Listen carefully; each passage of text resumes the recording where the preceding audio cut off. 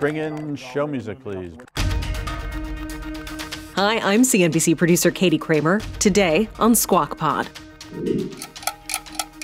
Deadline approaching for President Trump's planned tariff agenda and the impact on relations with China, Mexico, and Canada. Our Megan Casella on the 11th hour diplomacy.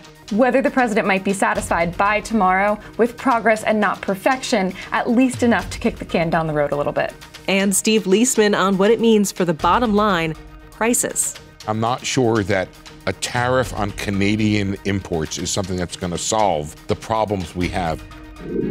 Absolutely, Senator. I am not going to go into HHS and impose my preordained opinions on anybody at HHS.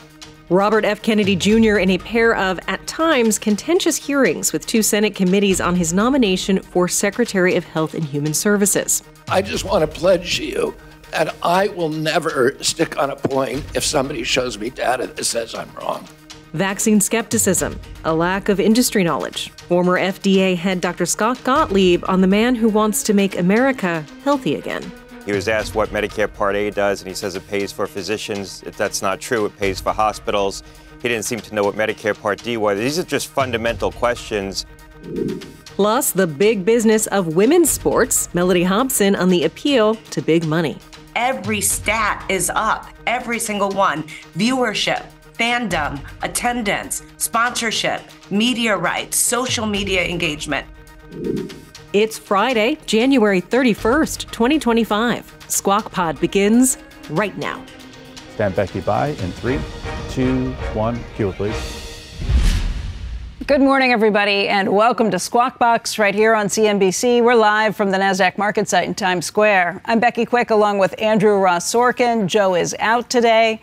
He'll be back soon. Let's get back to the latest on this midair collision of the American Airlines jet that we spoke so much about yesterday with that Army helicopter killing 67 people. Reports saying the helicopter may have deviated from its approved flight path before the collision. Investigators looking into whether the helicopter pilots had identified a different plane when they acknowledged having visual separation from the flight in radio communications with air traffic control. And speaking of air traffic control, a preliminary report from the FAA saying that staffing was not normal that night. The controller handling the helicopter traffic happened to also be handling the airliner traffic. That's something that does not normally happen at that hour. They would typically be handled by two different people because they operate on two different channels. But it's something we talked about, and I know we were speculating to some degree yesterday about, but the idea that these pilots on the helicopter may have been wearing night vision goggles and may have been thinking when they said that they saw the plane that they were looking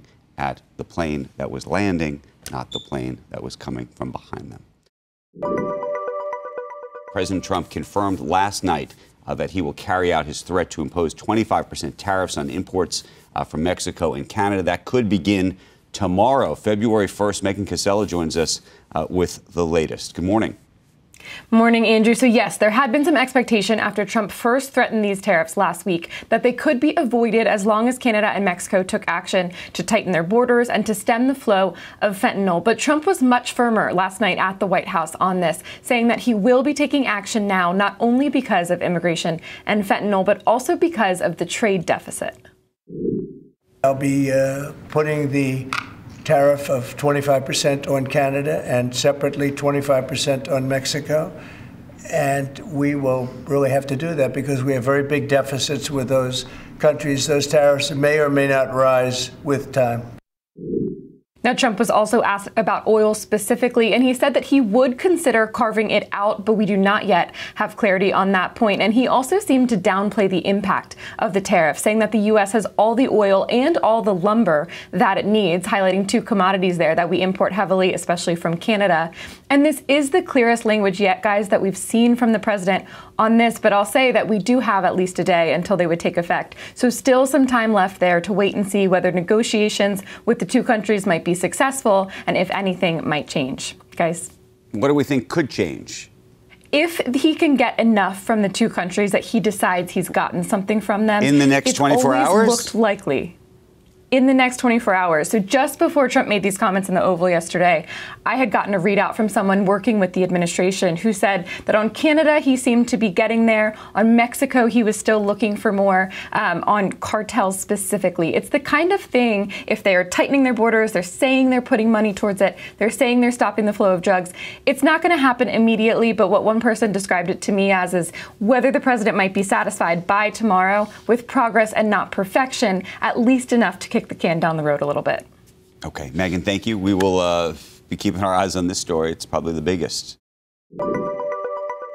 President Trump could levy tariffs on Canada as soon as tomorrow, claiming the U.S. has a $200 to $250 billion trade deficit with the country. The trouble is the president may have the numbers wrong and perhaps the economics too. And for that, Steve Liesman joins us to try to explain what is really happening. And what the real numbers are. President Trump, as soon as this weekend, Andrew, could levy 25% tariffs on Canada and Mexico. Last week, he said the U.S. has been treated unfairly by Canada, saying it had a trade deficit of $200 to $250 billion with the U.S. But according to the U.S. trade data, the U.S.-Canada trade deficit is actually $41 billion, or multiples lower. A modest U.S. trade surplus from 2016 is 20. You can see that there. Turned into a deficit because the U.S. had better economic performance than Canada, but also because of the increased importation of cheaper Canadian oil. A White House official telling CNBC yesterday the president was talking more broadly, including greater U.S. spending on defense. In the imbalance, the president didn't mention that at the time. The official said, we spend all this money for NORAD, the North American Air Defense System. But the $41 billion trade deficit, it is a rounding error on a $922 billion trade relationship that is, in fact, the world's biggest partnership. Canada is the largest buyer of U.S. exports. Just as the U.S. does, though, Canada has some barriers and limits on U.S. goods. But importing cheaper Canadian oil is a big reason for the surplus that Canada has. It averages about $15 to $25 a barrel less than U.S. West Texas Intermediate. That's because it's dirtier, but also because Canada is somewhat captured in having to sell it to the United States. Canadian economist Jim Stanford, writing in a long piece about this, most Canadian exports to the U.S. are inputs used by American businesses in their own production. Tariffs would thus increase costs for U.S. producers, reducing their competitiveness. Stanford estimates the U.S. might be saving as much as $20 billion annually from importing cheap Canadian oil. Guess what? The U.S. refines that oil and sends it back to Canada as refined products where it makes money. Most economists think a trade deficit is often a poor measure of the fairness of a trade relationship. They note the U.S. trade deficit, it almost only falls when the U.S. is in recession, and it expands when Americans in good times, they look abroad to fulfill their spending needs, often to Canada. They are the 51st state already. What's the point? Oh, you were just inciting. You're inciting. No, I mean, they're already it's like stuff goes this way, that way, this way, that way. We've created this very intricate web of trade relationship with Canada right now. You know, the last time we had Peter Navarro on, he talked a little bit about the fentanyl issue. It has not been a huge issue from the Canadian border side of things. It has been a much bigger problem from the Mexico border. Well, that's what they're saying. But Becky, economically, you can't evaluate a tariff that's based upon fentanyl, right? It has, you know, in terms of looking at the cost benefit, it's not something. I'm just saying it's a negotiating tactic, I think, to get at some of those things. That's something that is political. It's beyond the economic way of analyzing things. But from a standpoint, what the trouble is that if you end up putting this tariff on, of course, the president, they're thinking might exempt oil, but the Canadians might put it on oil because that's the place that it because that's how they would push the U.S. back. You could end up raising. The other issue, of course, is that U.S. refineries are kind of geared up now to deal with this dirty Canadian oil. It's not so easily replaced, but it is $10 to $25 a barrel cheaper, and our surplus or deficit with Canada will oscillate most, especially with the differential in the price of oil. This is an interesting idea. Who refines that? You said U.S. refineries are up for that. Do you know which companies are the ones? I don't know which ones are the refiners. I used to in my old days as the energy reporter. But did you see the op-ed in the Journal today that Phil Gramm and Larry Summers got together on? I did. Yeah. There it is. Gramm has a letter on tariffs. Basically, they note that we have not had a hollowing out of our manufacturing sector. That was one of the most interesting things to me. We have maintained our manufacturing output. We've reduced our manufacturing employment. In dollars we've maintained. In real dollars also. Yeah. The other thing that's interesting is that to most studies I have seen say the real enemy of the manufacturing worker is not in China or Mexico, though that remains a challenge. It's automation. And that something like 80% of U.S. manufacturing jobs are lost more to automation. And of course, there are people like Elon Musk, right, who point out that we don't have enough robots in this country if you compare the robots per capita between the U.S. and Japan. Anyway, I think I'm not interested in gotcha with the president on the numbers. I'm interested in the economics of this, and I'm not sure that a tariff on Canadian imports is something that's going to solve the problems we have. We have this amazing back and forth, and we've established it in part because of the treaty that was the North American Free Trade Agreement, and then the one renegotiated by President Trump. And you guys talk to businesses all the time, and look, they want fewer rules and they want fewer taxes and stuff like that. But most of all, what they want is some stability. Right. And they want to know what the rules are going to be so they can gear up their operations for it. Well, we may find out more in the next 24 hours about what those rules look like. Steve Liesman, thank you for bringing us, hopefully, the right numbers. And, I'm pretty sure they're right. Another reference to the 51st state of the United States, not Puerto Rico, but we'll discuss. Cheese will be next. Coming up on Squawk Pod, former FDA Commissioner Dr. Scott Gottlieb weighs in on the confirmation hearings for Robert F. Kennedy Jr., the president's pick for Health and Human Services Secretary. He doesn't have a really deep understanding of the programs that he's going to administer. He confused Medicare and Medicaid. He didn't know what dual eligibles are, which are people who are dually eligible for both Medicare and Medicaid. He didn't know how those programs operated from the standpoint of how they dispersed money. The potential impact on vaccines, schools, and agriculture, if he's confirmed, right after this.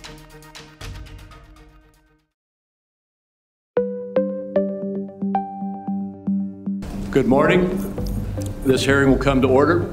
I thank my colleagues and Mr. Kennedy for being here today. Mr. Kennedy, congratulations on your nomination. Welcome back to Squawk Pod. I know the data's there.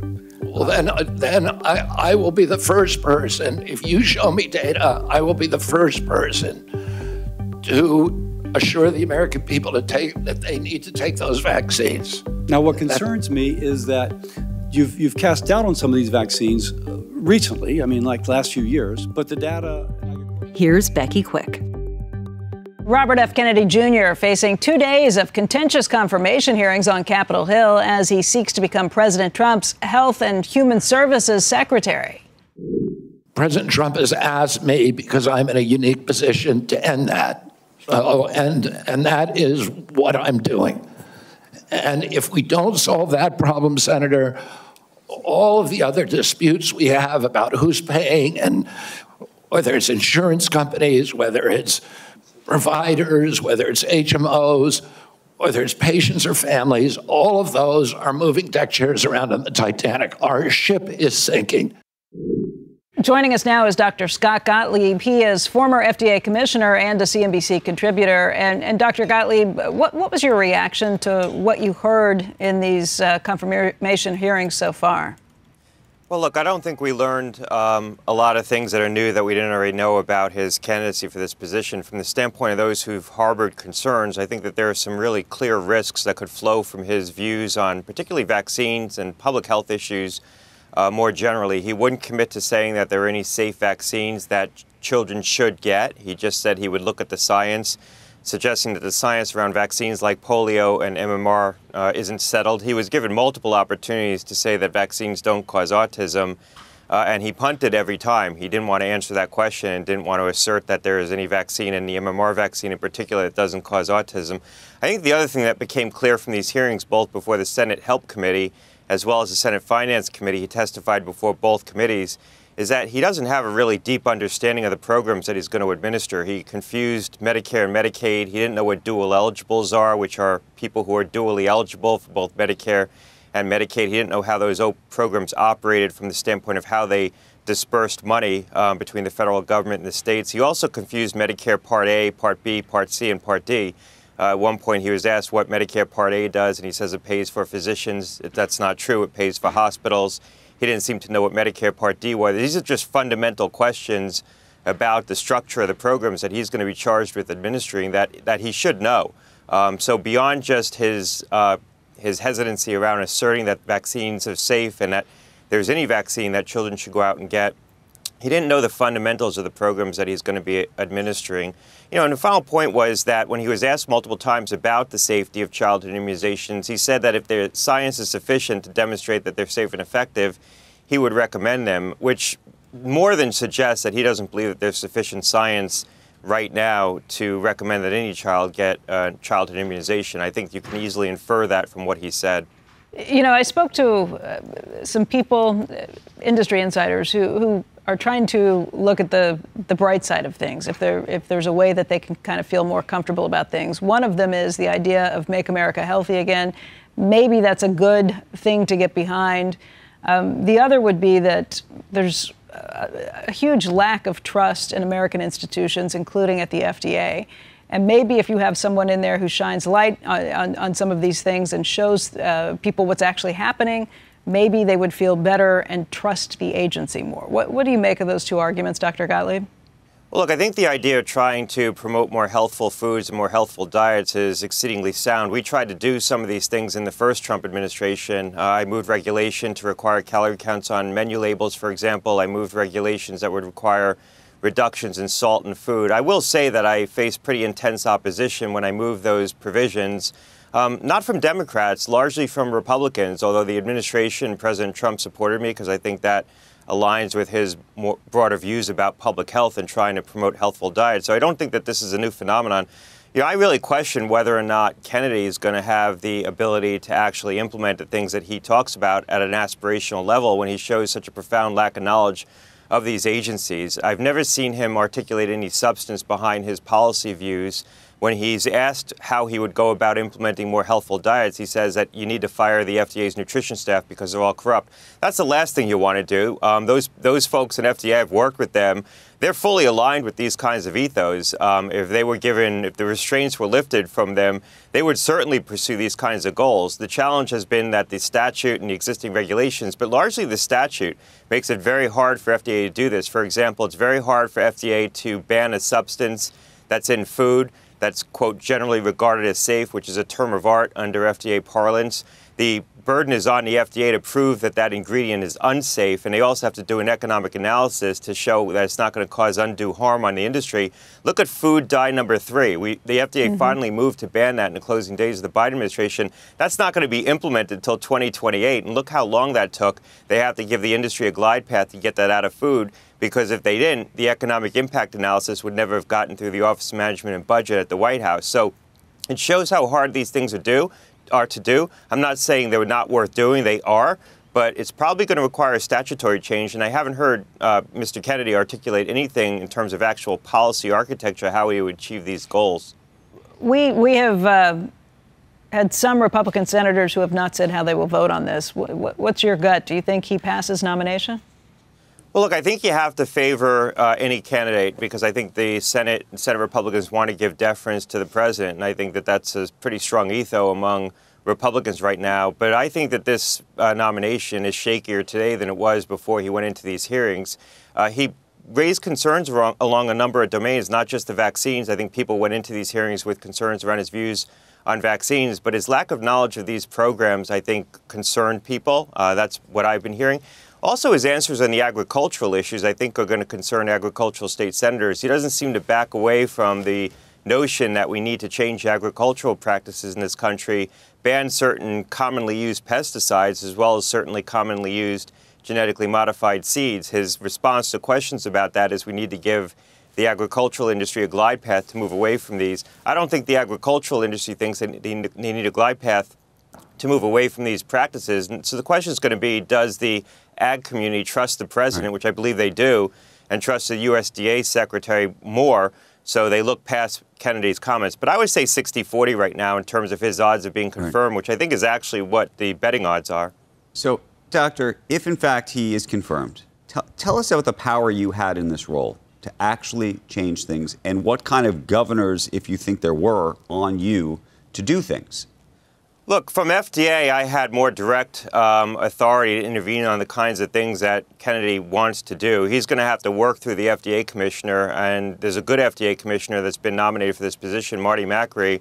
I have a lot of confidence in him to do the right thing. So I think, the net result is he can come under a lot of pressure to try to implement Kennedy's views on products like vaccines and other kinds of public health issues. But Kennedy will, if he's confirmed to this position, have some real direct authority. He could disband the advisory committee on immunization practices that CDC convenes to make recommendations on what immunizations should be included in the childhood immunization schedule, for example.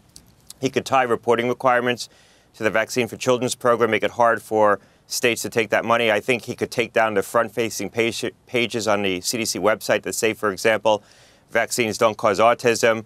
He could release a lot of information, bottom-line information, change some of the conclusions that the agencies have drawn in ways that could open up the industries to litigation, the vaccine industry litigation. I think you could see potentially companies getting out of this space. I think he could pursue what we call a sue and settle strategy, where he invites friendly plaintiffs to sue the agencies and then settles on favorable terms. His trial lawyer community that he's fully ensconced in. In fact, he has, and according to the New York Times, he's owed contingency fees on litigation involving Gardasil, the vaccine for HPV, the vaccine that prevents cervical cancer, and hasn't given up those fees that he's owed on that litigation, which is a very peculiar arrangement. I've never seen something like that before. Hey, Dr. Gottlieb, people are raising issues on X right now because I apparently did not introduce you as a Pfizer board member, which I feel like we do every time you're on. You're a Pfizer board member. What would it mean for Pfizer, especially from the vaccine perspective, if RFK Jr. is confirmed? Yeah, I don't think Pfizer would be as directly impacted beyond other pharmaceutical companies. I mean, I do think that there would be impact across the entire industry, but specifically with Pfizer's vaccine portfolio, the pneumococcal vaccine, which they produce, which is given to a pediatric community, doesn't seem to have been in the crosshairs of any of this speculation that Kennedy has raised. He could raise concerns around the COVID vaccine. I think that has largely stabilized as a business in terms of utilization rates. I think he could potentially pull the approval for the pediatric vaccine, where he has expressed the most concern.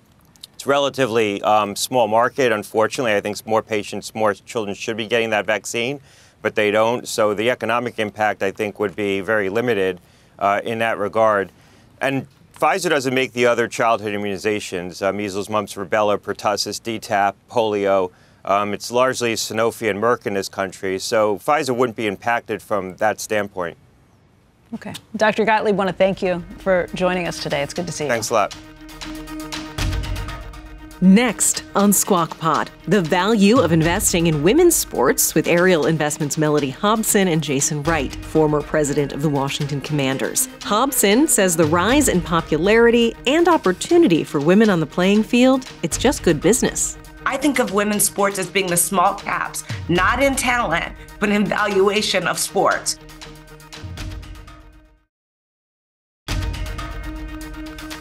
This is Squawk Pod. Up and Andrew, Q. You're watching Squawk Box on CNBC. I'm Andrew Ross Sorkin along with Becky Quick. Joe is out, but we'll be back very, very soon. The National Women's Soccer League expanding to Denver, becoming the 16th team to join the league. It's going to start competing in 2026. And the addition also setting a new record for an expansion fee in women's sports at $110 million. Joining us right now is an exclusive interview. Ariel Investments co-CEO and President Mellody Hobson.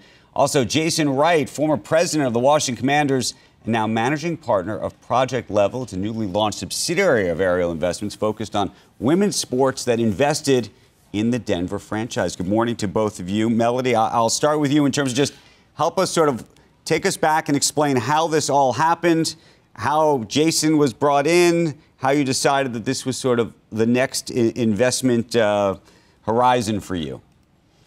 Well, this started about a year ago, and actually much, much longer than that. We've had personal investments in sports for a long time, John Rogers and myself. John is one of the original investors in the Chicago Sky in 2005. I've been investing in sports for the last few years with the Broncos and the White Sox, and saw an opportunity when we looked at the valuations and said, there's something here. So we started talking about women's sports after a friend came to me. A friend came and said, she said, you should look at this. We should look at it together. Ultimately, it didn't work out with us, and she wanted to do it on her own. And then I saw Jason speak at a conference, and I made a beeline for him on the stage. And I said, I need to spend time with you. I knew he was going to be leaving the Commanders, and I thought, this is the person. He's got the perfect kind of operational background to help in this endeavor that we had been working on for quite a while at Ariel. And Jason, it's classic Ariel investing. It's value meeting growth. Jason, how focused were you prior to meeting Mellody on women's sports? Was that something you had said to yourself, okay, I mean, I know you were at the Commanders. Were you saying to yourself, okay, I got to get into women's sports? I've got a personal history with it that goes back to the late 90s. My family were original season ticket holders in the WNBA with the Sparks. My dad religiously took us to games. So I grew up watching sports heroes like Lisa Leslie and Penny Toller and Allison Feaster and Tamika Dixon and Haisha Zhang. And that made us an anomaly in the late 90s. Now that is actually more the norm. You know, we estimate that 60% of NWSL fans are men. And I got a great visual the other day looking at one of the Love Volleyball League's inaugural games in Salt Lake City, where there's a line of young men waiting for these great female athletes to come out and do post-game autographs. The appeal of women's sports is to everybody, and it certainly was to me, and that's why I've been interested. Where are we in the journey or in the curve here? I know, you guys are value investors, so hopefully you're getting in early. At the same time, we talk about now women's sports with great frequency in a way that, clearly we didn't before, with some folks saying that actually prices have gotten, in some cases, even beyond themselves. And there's going to be a period of time where some of these prices you're going to really have to grow into. They are growing into right now in real time. We're watching this generational shift that is occurring. Every stat is up, every single one. Viewership, fandom, attendance, sponsorship, media rights, social media engagement, literally when you look across the board. I think of women's sports as being the small caps, not in talent, but in valuation of sports. Because think about it, the most valuable women's team, Angel City, is worth $250 million. The most valuable men's sports team in the United States, the Dallas Cowboys, is worth $10 billion. That is a big valuation gap. And we're not saying that women's sports today is worth $10 billion, but we do think they're going to grow into much richer valuations than what we're seeing right now. And importantly, women will get their rightful place in the pantheon of sports, right, which we think is a part of the story as well. Hey, Jason, in terms of which sports, obviously we're talking about here soccer, basketball, you were talking about the WNBA. I think you referenced volleyball. Where do you see the greatest opportunity? Is there places where you say, this is definitely going to work? And are there places where you say, maybe this isn't going to work? That's right. The profile of this can range from venture all the way to something that feels more like credit because of the maturity of the different assets, but certainly interested in the teams in the mature leagues that we just talked about. And we expect those valuations to grow. Any of us would take the growth of Angel City, bought for $2 million 4 years ago and sold for $250 million. We'd all take those returns. And we do think they're going to grow, as Mellody said. But it's not just the teams in those mature leagues. It's the emerging leagues in sports like volleyball, lacrosse, softball, flag football. And it's also college sports and the new capital needs that have emerged in college sports. It's youth sports programs. And importantly, I think for us in our thesis is the surrounding ancillary businesses that support those teams and leagues. Everything from professional services to tech support to the real estate and development plays that surround sports venues. Right.